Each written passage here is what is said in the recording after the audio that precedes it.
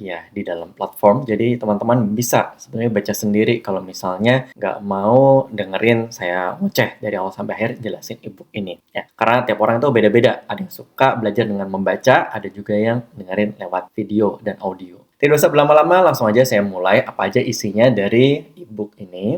Ya, di sini ada 7 bahasan yang akan teman-teman pelajari. Pertama, mengapa rasio keuangan itu diperlukan. Kedua, rasio profitability. 3, rasio liquidity. 4, operational efficiency ratio. Kemudian yang kelima, rasio solvency, atau bisa juga disebut dengan rasio leverage. Yang keenam adalah rasio valuasi pasar. Dan 7, additional ratio analysis dari banyak profesional analis kayak dari CFA di Jepang, Bloomberg, atau analis yang ada di Jakarta. Itu mereka melakukan tambahan analisis rasio DuPont dan ROIC. Oke, kita mulai bahas satu persatu. Mengapa kita perlu menghitung rasio keuangan? Ya, pertama what-nya dulu. Rasio keuangan itu apa sih? Adalah ukuran kuantitatif yang digunakan oleh analis, investor, investment banker, manajemen, whoever itu ya, untuk menilai kinerja bisnis dengan lebih objektif. Dan why? Karena ini lebih gampang bandingin dua perusahaan atau lebih, atau bandingin performa perusahaan dengan performa di masa lalu dengan sebuah rasio yang lebih objektif dibandingkan kalau misalnya teman-teman analisis dengan riset pasar di pertemuan-pertemuan video sebelumnya, ya itu sangat-sangat subjektif. Kemudian tipe-tipe rasio ini ada 5 yang utama ya, dari likuiditas, operasional, profitabilitas, efisiensi, dan valuasi pasar. Oke.